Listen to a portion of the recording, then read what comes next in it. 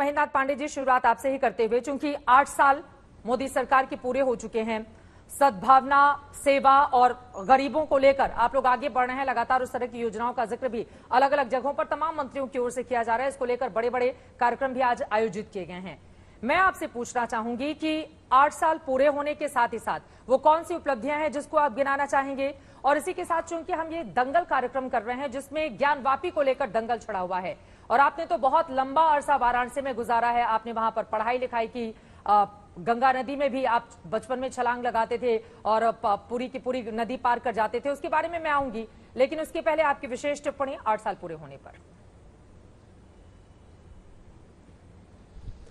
चित्रा जी, आपका बहुत धन्यवाद। आपने 8 साल पूरे होने पर जो सवाल उपस्थित किया है, ये सुशासन और सेवा और गरीब कल्याण को समर्पित 8 साल में जो सरकार ने काम किया है माननीय मोदी जी का, मैं एक वाक्य में कहूं तो लोकतांत्रिक भारत में इसको आज भी है और कल भी रहेगा, और भविष्य में रिसर्च स्कॉलर भी डेमोक्रेटिक इंडिया का मोदी युग के रूप में परिभाषित करेंगे।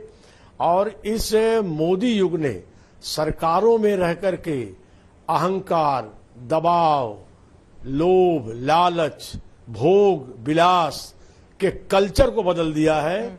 ये 8 साल ने सेवा कैसे सरकार के माध्यम से की जा सकती है, संसद के केंद्रीय कक्ष में नेता चुने जाने के दिन और संसद के माथा टेक के संसद कक्ष में प्रवेश करते समय से जो मोदी वचन है कि हमारी सरकार गरीबों के लिए समर्पित है, वो वचन कंटिन्यूअस अपनी सब योजनाओं के माध्यम से, जिसका अनेक बार चर्चा हो चुकी है, मैं उसमें ज्यादा समय नहीं लूंगा, कि चाहे वो जनधन हो, चाहे वो आयुष्मान भारत हो, गरीब कल्याण के जितने भी उपक्रम हैं, ठीक है, लोगों को गैस सिलेंडर, जो भी, कुल मिला के आप क्वालिटेटिव देखिए चित्रा जी कि कैसे भारत के अंदर गरीबी के जीवन जीने वालों का जीवन स्तर और बेहतर डिलीवरी सिस्टम से मोदी सरकार ने किया है, और आज पूरा देश इसको स्वीकार कर रहा है, और वह क्रम आगे भी जारी रहेगा। एक उत्साह की बात, मैं आज 8 साल की पूर्णता के कार्यक्रमों में हम जगह जगह हम लोग सहभागी हो रहे हैं। जनता पहली बार ऐसा हो रहा है कि 8 साल पूरी होने वाली सरकार के प्रति आगे के लिए भी भरोसेमंद है कि जो कर रहे हैं ये कर रहे हैं, आगे भी यही करेंगे। ये एक पॉजिटिव चीज है जनता में हमें देखने को मिल रही है। और ये प्रचंड जनादेश आपको इसीलिए मिला था कि तमाम उम्मीदों पर आप लोग खरे उतरे, और उसका जिक्र आप कर रहे हैं कि गरीब कल्याण के साथ ही साथ कई मोर्चों पर सरकार सफलता के साथ आगे अपने कदम बढ़ाती हुई चली जा रही है। अब मैं आ जाती हूं महेंद्रनाथ पांडे जी, चूंकि वाराणसी एक बड़ा मुद्दा है, आपके एजेंडे में ज्ञानवापी कहां पर है, और जो शिवलिंग की तस्वीरें सामने आई हैं, हिंदू पक्ष की ओर से दावा किया जा रहा है, उसको लेकर आपकी सोच क्या कहती है?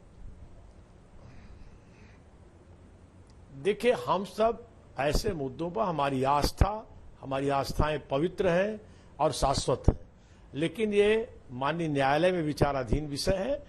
हमारी पार्टी, हमारी सरकार कानून के अनुसार चलने वाली सरकारें हैं।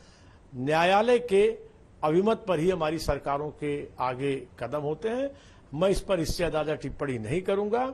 मैं आपको बताना चाहूंगा कि कैसे आज लोगों के जीवन की बेहतरी 8 साल में की गई है, उस पर यदि आप मौका देंगी तो मैं कई ऐसे बिंदु आपके सामने चर्चा करना चाहूंगा। ठीक है सर, मैं उस पर लौटूंगी, वो महत्वपूर्ण सवाल हैं, लेकिन चूंकि मुझे पूरी जानकारी है, दर्शकों को भी मैं बता दूं कि आपका पूरा का पूरा बचपन उसी वाराणसी में गुजरा है, और गंगा नदी को लेकर भी जो मैंने बात की, आपने ही हमारे इंटरव्यू में बताया था कि कैसे आप पूरी नदी तैर कर पार कर जाते थे और बचपन में आप लोग वहां पर खेलने के लिए जाते थे। 1991 वर्शिप एक्ट को लेकर बड़े सारे सवाल खड़े हो रहे हैं, तो जरा उस पर भी चर्चा हो जाए, क्योंकि देश की निगाह ज्ञानव्यापी पर टिकी हुई है और सरकार की सोच क्या है ये सामने आना बेहद जरूरी है। महेंद्रनाथ जी, देखिए चित्रा जी, आप गंगा नदी में मेरे तैरने पर चर्चा करना चाहेंगी, स्वागत है।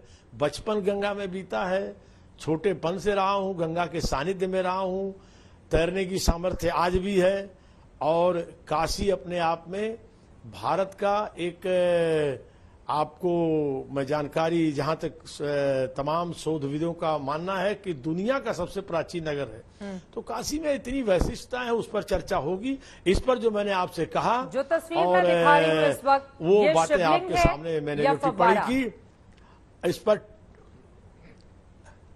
इस पर जो मैंने आपको टिप्पणी की, आस्था हम सबकी अटूट है, लेकिन न्यायालय हम सबके कानून के राज में सर्वोपरि है।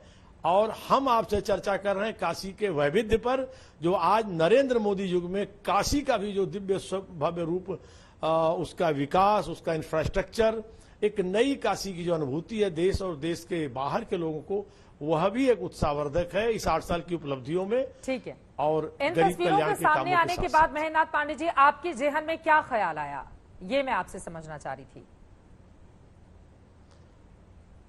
मैंने चित्रा जी आप पर, इस पर अपनी जो एक टिप्पणी की है, मैं उसके साथ अपने को जोड़ते हुए, और आपको 8 साल की उपलब्धियों पर, आप बहुत ही सुविज्ञ एंकर हैं इस देश की, उस पर चर्चाओं को आगे बढ़ाना चाहूंगा। ठीक है। अब मैं जल्दी से एक सवाल, मुझे पता है कि आपको कहीं जाना भी है, इसलिए एक आखिरी सवाल मैं आपसे जानना चाहूंगी। चूंकि राम मंदिर मामले में हम सब ने देखा कि कितनी देरी से फैसला आया, इस पूरे मामले में अब कमीशन की रिपोर्ट चूंकि देश के सामने है, वीडियो फोटोग्राफ्स देश के सामने है, क्या ऐसा नहीं होना चाहिए कि कम से कम तेज रफ्तार से पूरी की पूरी जांच आगे बढ़े, ताकि जो भी इस पूरे मामले का सच हो, जिस भी पक्ष का हो, सर्वे का वीडियो सामने आने के बाद क्या फटाफट फैसला होना चाहिए? देखिए चित्रा जी, न्यायालय की अपनी परिधि है, और न्यायालय की परिधि पर मैं समझता हूं कि उसके विशेषज्ञ ही उस पर टिप्पणी कर सकते हैं। ठीक है साहब, बहुत शुक्रिया आपका आज तक से जुड़ने के लिए। केंद्रीय मंत्री हमारे साथ जुड़े हुए थे 8 साल मोदी सरकार के पूरे होने पर। जी बहुत बहुत धन्यवाद चित्रा जी। जी, तमाम जानकारी भी आपकी ओर से दी गई है। महेंद्रनाथ पांडे जी